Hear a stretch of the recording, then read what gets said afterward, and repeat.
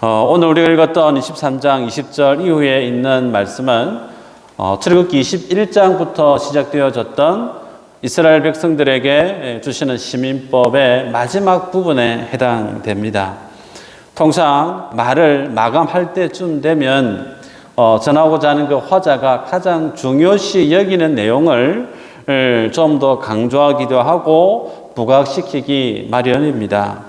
오늘 본문의 내용의 디렉적인 내용은 이스라엘 백성이 가나안을 향해 나아가는 그 행로 앞에 하나님께서 주의 사자를 이스라엘 백성들보다 앞서 보내겠다, 그렇게 말씀을 하시죠. 그러면서 그 주의 사자, 그분이 하시는 일은 이스라엘 백성들이 가나안을 향해 가는 그 과정 모든 상황들을 진두지휘함으로 그들의 필요를 공급해 줄 뿐만 아니라 대적과 환난 속에서 그들을 지켜주시겠다, 그렇게 하나님이 말씀하시는 것을 볼 수가 있어요. 그와 동시에 그럼 이스라엘 백성들이 취해야 될 믿음의 모습이 뭐냐면 그들은 주의 사자의 그 말을 청종해야 된다, 그렇게 말씀을 해요.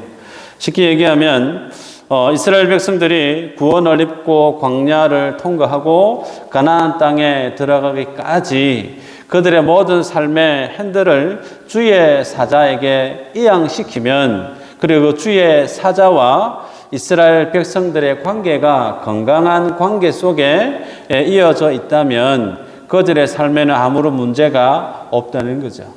하나님이 그들에게 주시고자 하셨던 그 약속의 땅에 평안히 들어갈 수 있다, 그렇게 말씀을 합니다. 그런데 그렇게 평안히 누릴 수 있는 그 하나님의 복은 한 가지 조건이 있죠. 뭐죠? 읽어보았지만 청종이라는 표현이죠. 여호와의 사자, 주의 사자를 그 말을 청종하면이라고 하나님이 조건을 붙이시고 있습니다. 그래서 오늘 본문 속에서 이스라엘 백성들이 주의 사자에 대해서 청종했던 삶의 모습, 또한 그 모습을 원하시는 하나님의 의도가 뭔지를 보기를 원합니다. 자, 오늘 본문을 세세하게 들어가기 이전에 이스라엘 백성들의 입장에서 오늘 이 본문의 말씀을 한번 곱씹어 볼 필요가 있지 않나 싶어요. 읽었지만 20절 그리고 23절에 보면 이스라엘 백성들 앞에 하나님의 사자를 보내어서 그들의 앞길을 인도하시겠다, 그렇게 하나님이 말씀을 하세요. 그런데 이 말씀을 주시는 과정을 돌이켜보면 출애굽을 하고 시내산에서 하나님으로부터 율법을 받는 이 시기까지는 대략 한 50일 정도 경과됐단 말이에요. 그 50일이 경과되어져 오는 과정 속에 이스라엘 백성들이 하나님으로부터 인도를 받아온 것이 사실입니다. 그들의 의지와는 상관없이 하나님이 홍해를 여시고 광야에 그들을 몰아넣었을 뿐만 아니라 구름 기둥, 불 기둥을 보면서 그들이 이 시내산까지 왔단 말이죠. 그래서 지금까지 그들의 삶을 인도했던 분은 자기들 스스로 진두지휘해서 이곳에 온 것이 아니라 하나님의 인도하심에 의해서 오늘 이 현장에 와 있단 말이에요. 그런 그들에게 있어서 오늘 본문에서 하나님이 주의 사자를 너희에게 줄 테니 너희가 그의 말을 잘 듣고 그의 말을 청종해야 된다. 인도받고 살았는데 다시 인도받아야 된다라고 하는 이 말씀을 강조하는 이유가 뭘까? 별 특별할 것도 없고 늘 익숙했던 삶의 모습인데 가장 중요한 시민법을 언급하는 마지막 즈음에 다시금 그들의 삶의 과정들을 다시금 강조하는 이 의도가 뭘까요? 그것은 그들이 출애굽을 하고 난 이후에, 그들이 하나님을 만나고 구원받고 난 이후에 그들의 삶에 바뀌어진 것이 무엇인지를 아는 것이 중요하기 때문에 그렇습니다. 우리들은 앞서 살펴보았는데요. 이스라엘 백성들이 출애굽을 하고 뒤에는 애굽의 군대가 뒤쫓아오고 앞에는 홍해가 있지 않았습니까? 사면 초가의 위기에 놓여 있었던 이스라엘 백성들이 울부짖을 때 하나님의 구원을 그들이 경험했습니다. 그러면서 그들이 홍해를 마른 땅으로 건너지 않았습니까?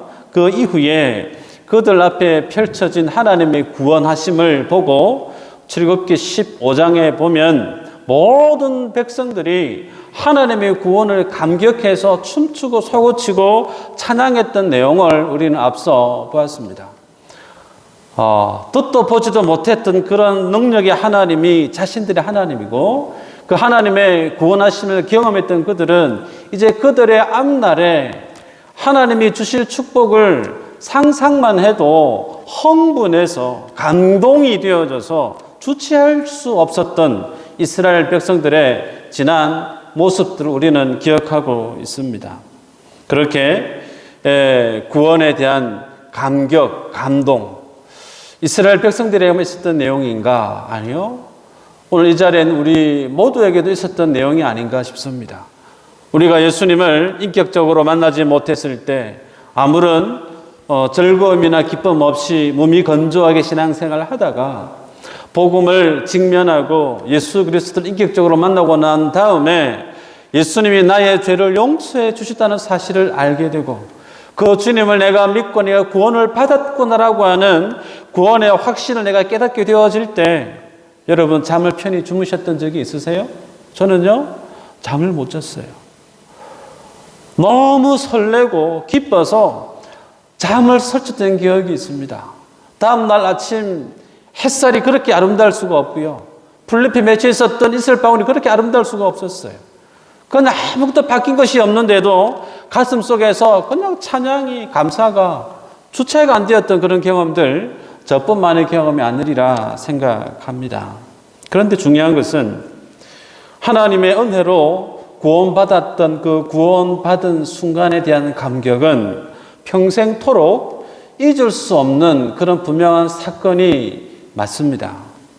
그런데 중요한 것은 그런 구원의 은혜를 경험하고 난 이후에 실제적인 나의 삶의 모습이 판이하게 바뀌어진 것이 있느냐라는 거예요. 여쭤볼까요? 속을 한번 답해 보시길 바랍니다. 예를 들어 예수님 믿기 전에는 사업이 정말 하얀 길에 있었는데 예수님 믿고 난 다음에 내 사업의 일터가 대박이 났다.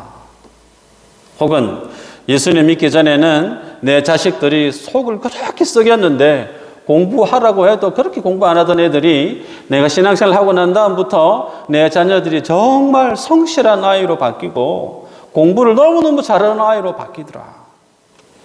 내 몸이 정말 아팠는데 신앙생활 하다가 교회 다니면서 내 몸에 질병이 그냥 싹 다 나와버렸다. 그 외에도 다양한 상황들이 있겠죠. 우리들이 종종 간증을 통해서 듣는 내용들이 이런 내용이에요. 예수님 믿고 나서 내가 잘 됐다라고 하는 내용들이에요. 예수님 믿고 나서 내 사업이 성공했다. 예수님 믿고 나서 내 몸의 질병이 뚝 떨어져 나갔다. 소위 잘 되었다라는 간증들을 많이 듣습니다. 여쭤볼게요. 한국 교회에 안에 있는 성도들 모두가 다 기도했더니 병이 다 떠나가는 교회가 있는가? 한국 교회 성도들 안에, 교회 안에 정말 사업이 일터가 직장이 너무너무 힘들었는데 예수님 믿고 난 다음부터 모든 것이 다 뻥 뚫려버렸다. 대박이 났다라고 하는 그런 교회가 있는가? 한 교회도 없어요. 없단 말이에요. 그런 분이 있습니다. 주님의 은혜로 치유받는 경험이 있고 주님의 은혜로 자식들이 가기 힘든 대학을 진학을 하고 들어가기 쉽지 않은 취업을 하고 좋은 일들이 일어나는 거 있습니다. 그런 케이스가 있어요. 그러나 그것이 모든 인생들에게 동일하게 적용되어지는 동일한 하나님의 축복인가? 아니요. 그렇지 않아요.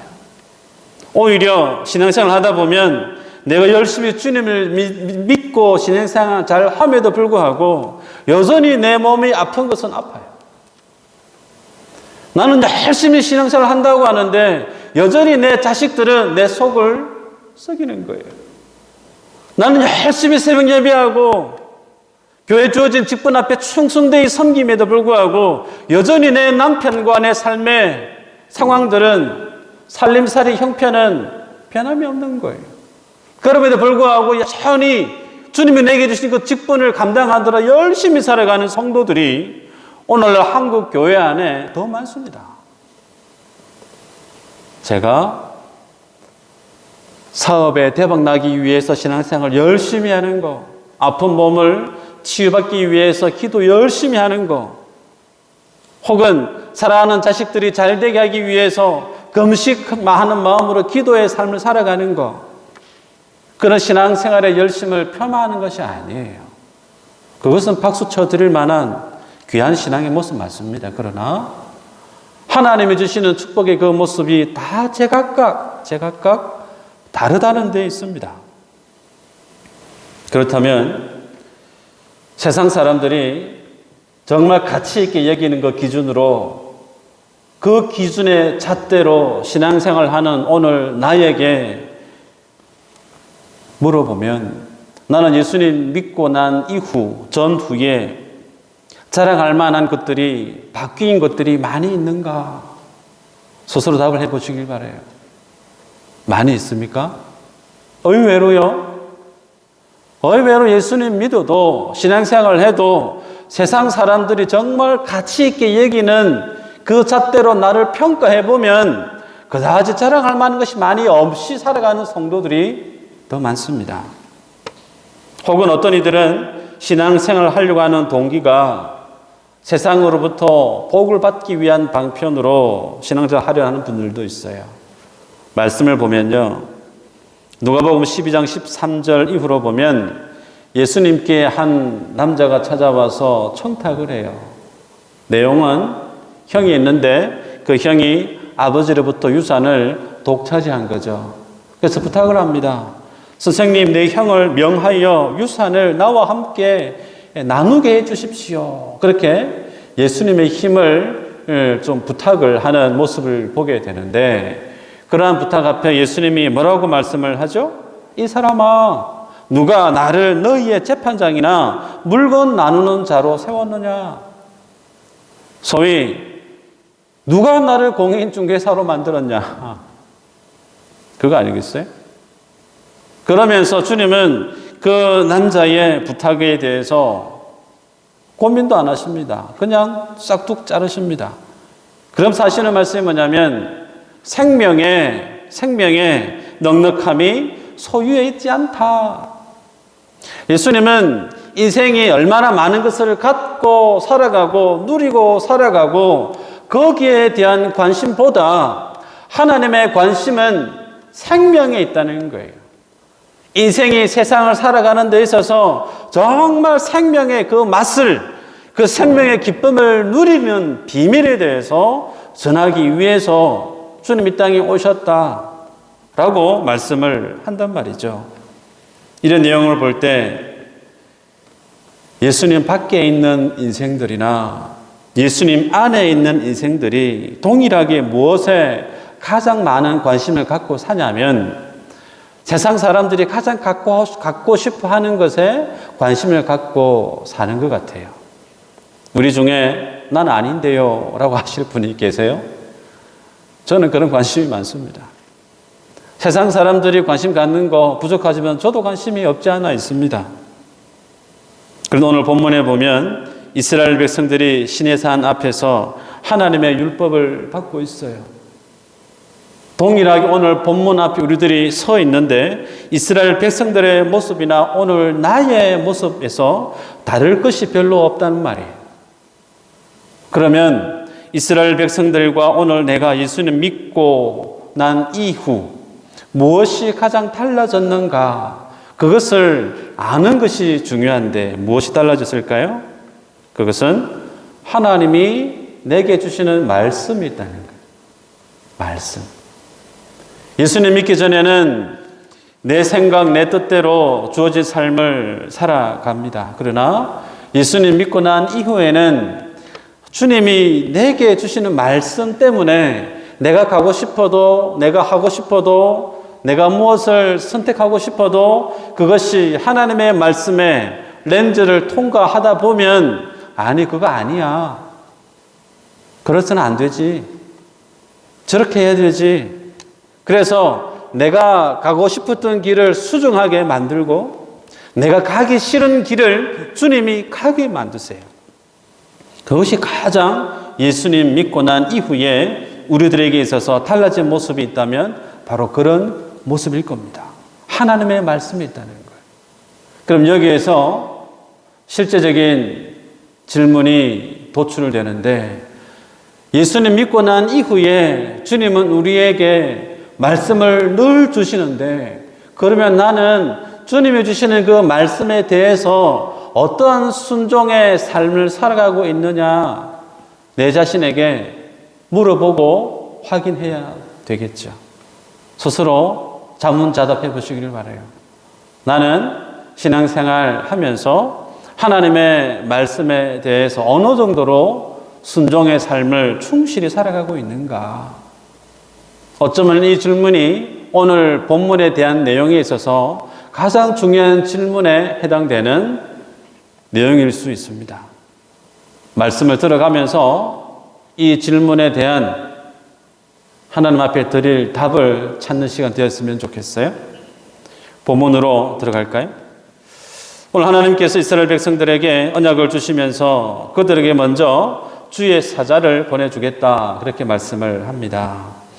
또한 이 사자에 대해서 하나님은 너희들이 주의 사자 이 말을 잘 청종해야 된다. 이스라엘 백성들이 주의 사자의 말에 대해서 청종해야 될 이유는 하나님의 이름이 그 주의 사자에게 있기 때문이다. 그렇게 말씀을 합니다. 자, 그렇다면 가장 중요한 내용이 오늘 본문에서 주의 사자가 어떤 분인가, 어떤 존재인가 라는 거겠죠. 가장 일반적인 견해는 주의 사자는 하나님께서 부리시는 천사들 중에 하나일 것이다 라고 생각하는 이들이 있습니다. 혹은 두 번째는 주의 사자는 모세를 뜻한다 그렇게 생각하는 분들도 있어요. 그런데 오늘 본문에 보면 모세는 그렇지는 않은 것 같아요. 주의 사자에 의해서 심부름하는 심부름꾼 정도의 위치에 있는 사람이 모세입니다. 그렇다면 출애굽기에서 주의 사자라고 하는 표현이 어디에 가장 먼저 등장하냐면 찾아봐야 되겠죠. 모세가 하나님을 만났던 호렙산에서 사건, 출애굽기 3장 1절에서 5절의 내용이에요. 그때 떨기나무에 불이 붙어 있는데 신기해서 모세가 나아가려고 해요. 그 내용에 있어서 가장 먼저 주의 사자가라고 하는 표현이 등장합니다. 그래서 주의 사자가 나타났는데 그 불이 신기해서 가까이 가서 만지려고 했을 때 5절에 가면 어떻게 표현하냐면 하나님이 이러시되 이리로 가까이 오지 말라. 내가 선 곳은 거룩한 땅이니 내 발에서 신을 벗어라. 주의 사자로 시작됐던 주어가 여호와 하나님이 이러시되 바뀌죠. 그래서 주의 사자가 누구냐면 하나님으로 표현돼요. 그래서 현현하신 하나님이 출애굽기 3장에서 주의 사자로 등장하는 것을 확인할 수가 있습니다. 자, 그럼 오늘 본문은 어떤가? 21절에 보면요. 여호와의 사자의 말을 잘 듣고 그를 노엽게 하지 마라. 노엽게 하지 마라. 그렇게 말씀을 해요. 왜? 그 주의 사자에게 하나님의 이름이 있기 때문에 거기에 더해서 인생들이 청종하지 않으면 주의 사자의 말을 청종하지 않으면 그 인생들의 허물을 용서하지 않을 것이다 라고 말씀을 해요. 자, 여러분 인생의 허물에 대한 내용, 인생의 죄에 대한 내용을 판단할 수 있는 분은 하나님 한 분밖에 없습니다. 시편 32편 1절에 보면 허물의 사함을 받고 자신의 죄가 가려진 자는 복이 있도다 그랬어. 허물의 사함을 얻는 것, 죄에 대한 용서함을 받는 것. 또한 마가복음 2장에 보면 예수님이 중풍병자를 치유하시는 사건이 소개되는데 그때 그 중풍병자를 향하여서 예수님이 뭐라고 말씀하냐면 작은 자야 내 죄사함을 받았다 그렇게 말씀을 하죠. 죄사함을 받았다라고 하는 그 주님의 말씀 앞에 서기관들의 반응이 7절에 보면 이 사람이 어찌 이렇게 말하는가 신성모독이로다. 오직 하나님 한 분 외에는 누가 능히 죄를 사하겠느냐. 그렇기에 허물에 대한 죄를 판단하시고 그 죄에 대해서 용서하실 수 있는 권한은 하나님 한 분밖에 안 계십니다. 그래서 학자들은 오늘 본문에 있는 이 사자라고 하는 이 대상이 현현하신 예수 그리스도다라고 추정하는 분들이 있습니다. 저도 이 견해에 공감을 해요. 생각해 보면 이 천사가 이 주의 천사가 누구냐면 예수님이라고 한다면, 예수님은 하나님께서 이스라엘 백성들이 시내산에 와서 언약을 주시고 나서 이제 시민법을 마무리 짓고 그 다음에 이제 실제적으로 그들을 가나안 땅으로 이끌어 가실 텐데, 그 모든 상황에 대한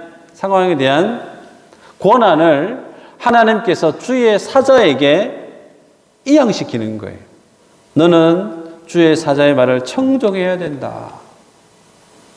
그들의 구원을 누가 어깨에 짊어지고 주장해 가고 있느냐면 하나님께서 주의 사자에게 이양시키고 있는 것을 오늘 본문이 그대로 소개하고 있단 말이에요. 그래서 21절, 22절 연이어서 주의 사자에 대해서 너희들은 청종해라 그렇게 명령합니다. 여러분, 주의 사자의 말을 청종하게 되어지면 그 주의 사자가 앞서가서 대적들을 무찌르고 약속된 그 땅으로 이끌어 가신다 그렇게 말씀을 해요. 자, 그렇다면 예수님은 이 땅에 초림으로 오시기 이전부터 주의 백성들의 구속을 위해서 사역해 오고 계셨던 예수님임을 보게 됩니다. 생각을 좀 상상력을 동원해 볼까요? 구름 기둥을 움직이는 이가 누굴까요? 예수님이에요. 그러면 하늘에서 40년 동안 이스라엘 백성들이 먹고 살았던 그 만나는 누가 주시는 걸까요? 예수님이에요. 이 만나 사건에 대해서 예수님이 요한복음 6장에서 500여 사건 이후에 예수님을 쫓아다녔던 사람들에 대해서 이 만나에 대한 해석을 풀이를 해 주시죠. 그래서 말씀을 뭐라고 말씀하시느냐면, 조상들이 먹었던 그 만나는 모세가 너희들에게 주신 거 아니다. 내 아버지께서 하늘에서 너희에게 주신 것이고, 그 조상들이 먹었던 그 만나는 생명의 떡을 상징하는데, 그 생명의 떡이 누구냐면 누구예요? 나라는 거예요. 그러면서 주님이 뭐라고 말씀하냐면 6장 35절에 나는 생명의 떡이니 내게 오는 자는 결코 줄이지 아니할 터이요 나를 믿는 자는 영원히 목마르지 아니하리라. 생명의 떡이 예수 그리스도이신데 그 생명의 떡을 상징하는 것이 오늘 본문의 출애굽기에서 보면 만나라는 거예요. 그 다음 볼까요? 만나 사건만 아니죠. 이후에도 그들이 순종하지 않고 불평불만했을 때 하나님이 불뱀을 보내시죠. 그래서 물린 자들마다 노뱀을 보면 산다 라는 내용을 여러분 다 아실 텐데, 이 사건에 대해서도 예수님이 요한복음 3장에서 니고데모와의 대화에서 이렇게 풀어주시죠. 모세가 광야에서 뱀을 든 것 같이 인자도 들려야 하리니. 왜 들려야 되죠? 이는 그를 믿는 자마다 영생을 얻게 하려 하심이니라. 예수님께서 노뱀으로 지켜보고 백성들이 뱀에 물려서 죽어갈 때 그 노뱀이 누구를 상징하냐면 나 예수다라는 거예요. 반석에서 물이 솟아나지 않았습니까? 앞서 보았듯이 그 반석도 누구를 상징한다고요? 예수 그리스도.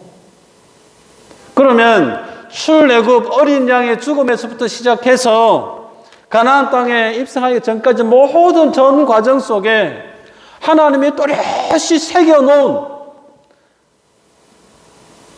그 대상이 누구냐면 예수 그리스도라는 거예요. 주님으로 구원을 얻었다면 그 주님에 의해서, 예수 그리스도에 의해서 구원이 이루어져 갈 뿐만 아니라 그 구원의 완성도 예수 그리스도에 의해서 완성되어진다라고. 그래서 너희들은 주의 사자의 말에 청종해라, 그렇게 말씀을 해요. 여러분, 오늘 23장에서 주의 사자를 이스라엘보다 앞서 보내셨던 이분은 바로 현현하신 예수님이십니다. 그래서 장차 이 땅에 초림으로 오셔서 완성될 복음을 보다 더 선명하게 주의 백성들에게 제시해 주기 위해서 하나님은 출애굽 모든 과정 속에서 예수님이 구원의 모형으로 나타나고 있다는 거예요. 뿐만 아니라 구원받은 이스라엘 백성들이 그 주님으로 인해서 구원의 여정을 읽어나가는 모든 구속의 그 여정을 출애굽기에서 담아내고 있다는 사실이죠. 완성된 복음 속에 오늘 우리들은 살아갑니다. 광야에서 이스라엘 백성들이 예수님을, 하나님을 만나고 구원 얻고 난 이후에 그들에게 주어진 특별한 것은 좀 전에 말씀을 드렸지만 하나님의 말씀이 있고, 말씀만 있는 것이 아니라 주의 사자가 그들과 함께 합니다. 그래서 그들의 삶의, 매일매일의 삶의 모습은 어떤 트레이닝이냐면 하나님의 말씀을 듣는 훈련을 하는 거예요. 주의 사자의 인도하심에 순종하는 훈련을 계속해서 하는 거예요. 이 훈련은 오늘 우리들도 동일하죠. 오늘 우리들도 동일하게 하나님의 말씀 앞에서 나의 자존심을 꺾고 내 욕심을 내려놓고 내 모든 것보다 하나님의 권위 앞에 순종함으로 하나님의 말씀을 순종해 가는 삶을 언제까지요? 주님 앞에 설 동안 계속해서 하는 것이 말씀에 대한 순종의 훈련을 하는 것입니다. 자, 그렇다면 실제적으로 여호와의 사자된 예수님께서 어떻게 이스라엘 백성들을 지키시고 보호하시고 인도하시는가? 21절에 보면 하나님께서 대적에 대한 말씀을 합니다. 그리고 23절에 보면 가나안에 정착하기 위해서는 가나안에 있었던 6 부족과의 전쟁에 대한 내용을 소개하는 것을 볼 수가 있어요. 원수든지 대적이든지 무찔러 싸워서 이겨야 됩니다. 그렇지 않으면 애굽에서 종되었던 그러한 이전의 삶의 모습으로 전락할 수밖에 없기 때문에 이스라엘 백성들 입장에서는 앞으로 나아가는 가나안 땅은 무엇이 전제되어져 있냐면 가나안 땅에 살고 있었던 호전적인 사람들과 함께 전쟁을 치러야 돼요. 자, 그럼 여기에서 질문인데요. 그 전쟁의 승리에 대한 열쇠가 뭔가? 승리에 대한 전쟁에 대한 열쇠, 탁월한 모세의 지도력인가? 잘 훈련된 군사력인가? 아니면 가나안 땅 현지인들에게는 없는 최신식 무기인가?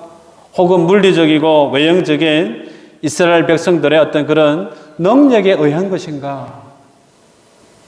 아니죠.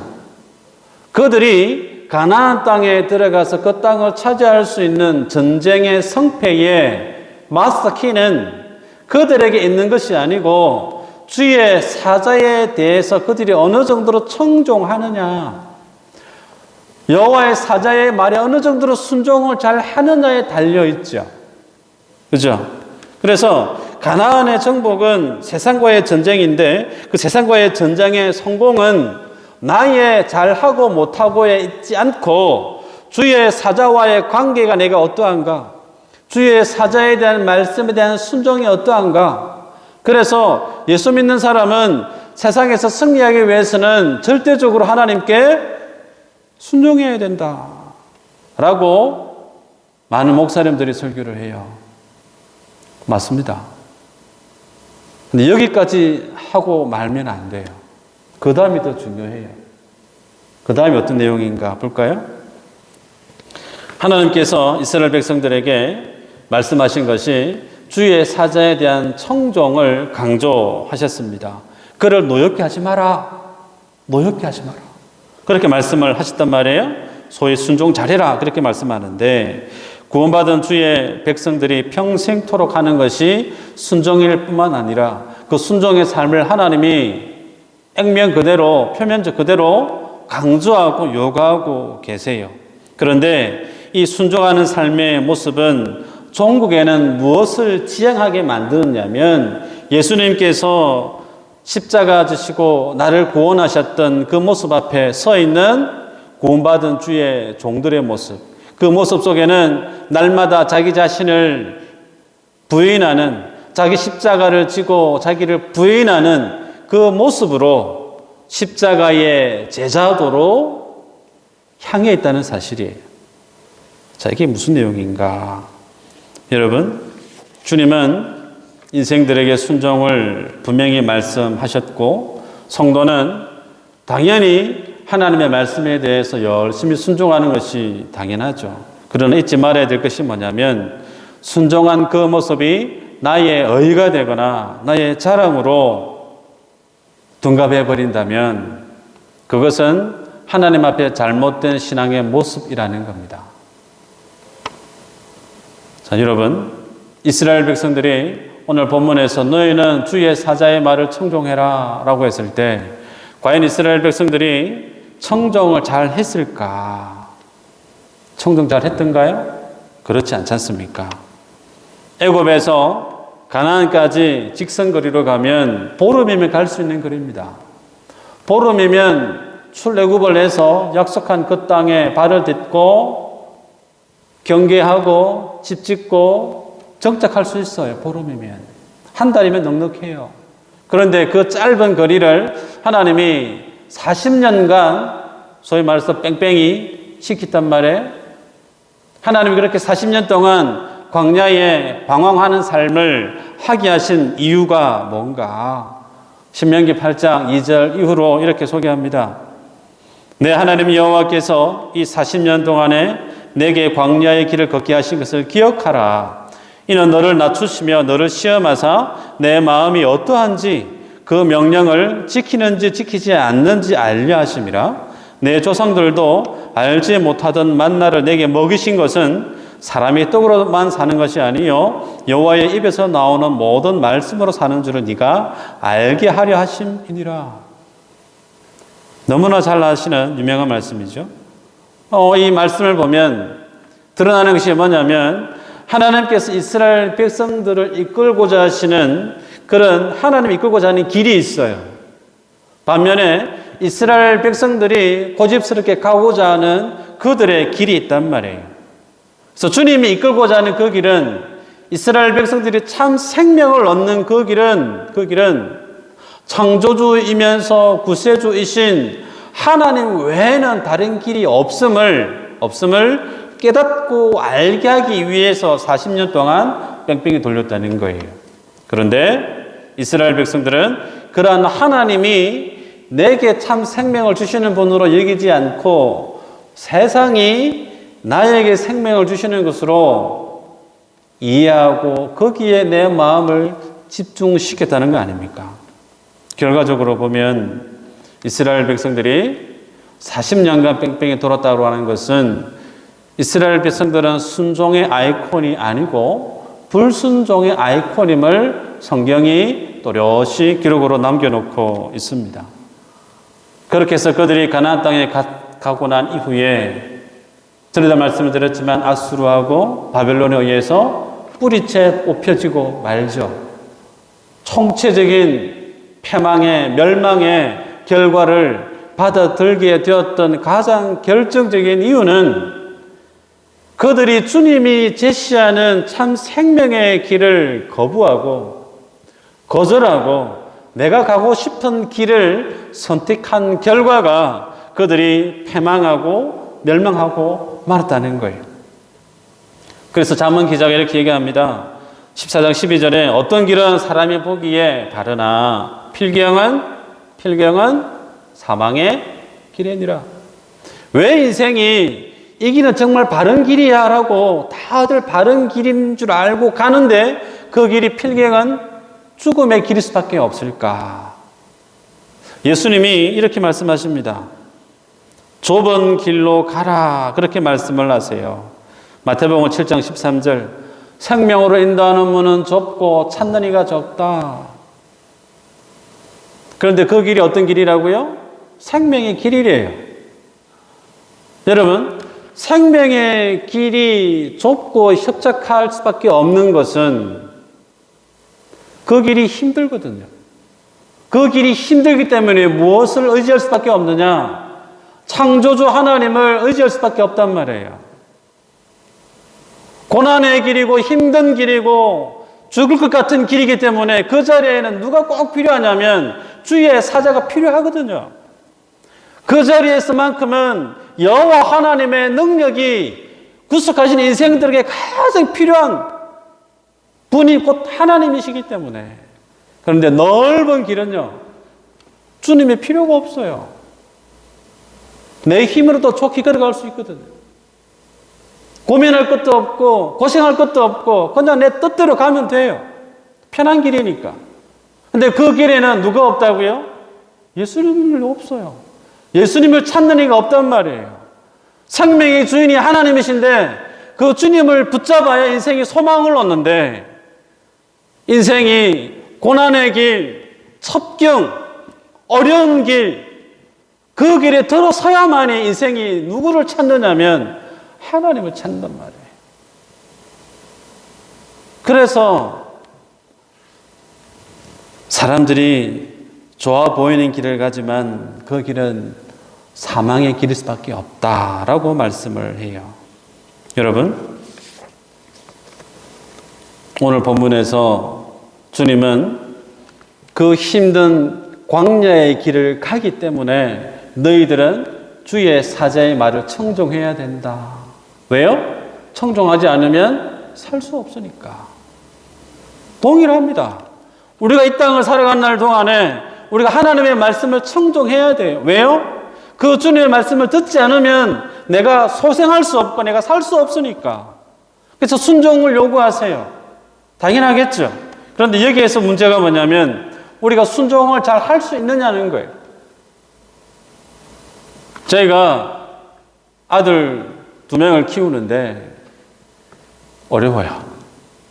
뭘 시키면 말 잘 들으면 참 감사하겠는데 제 마음이 안 차요, 솔직히.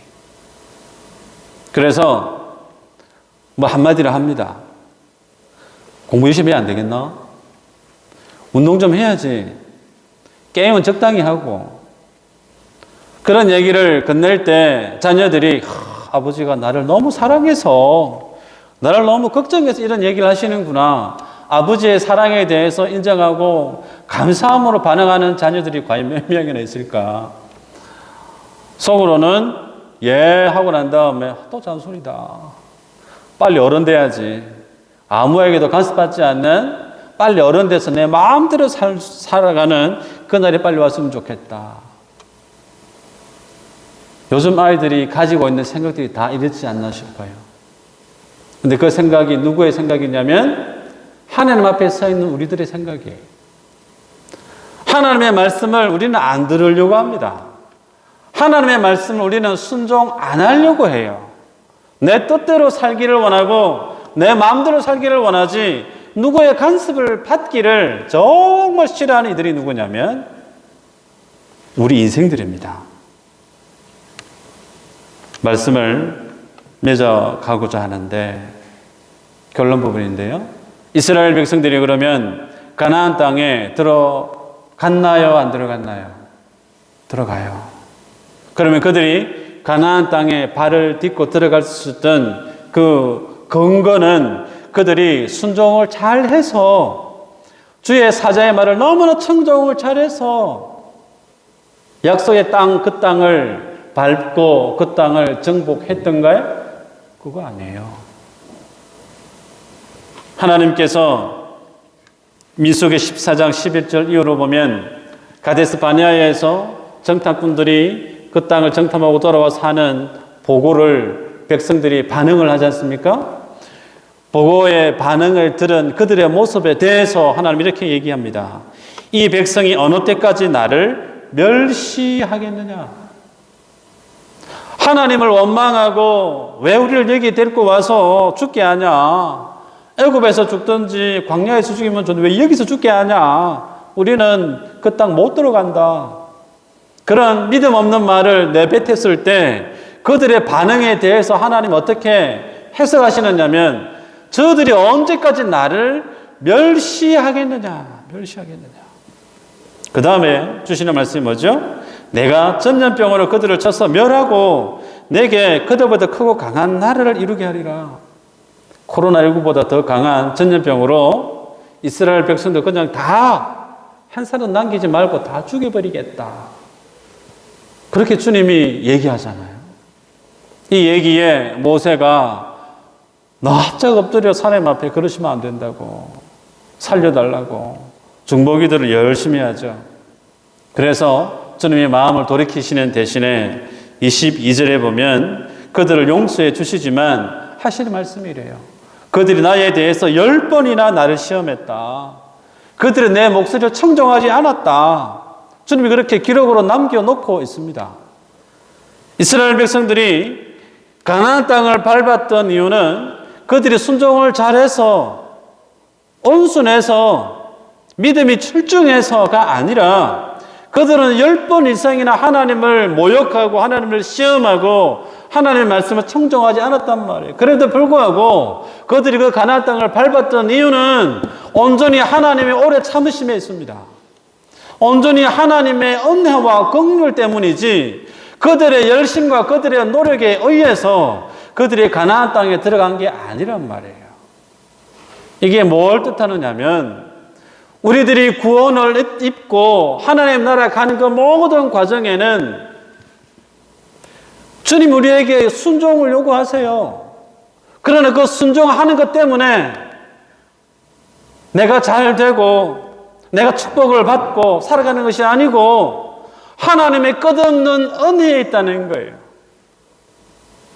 하나님의 한없는 무조건적인 선택, 불가항력적인 그 은혜 안에는 나의 순종에 대한 지분이 1%도 설 자리가 없단 말이에요.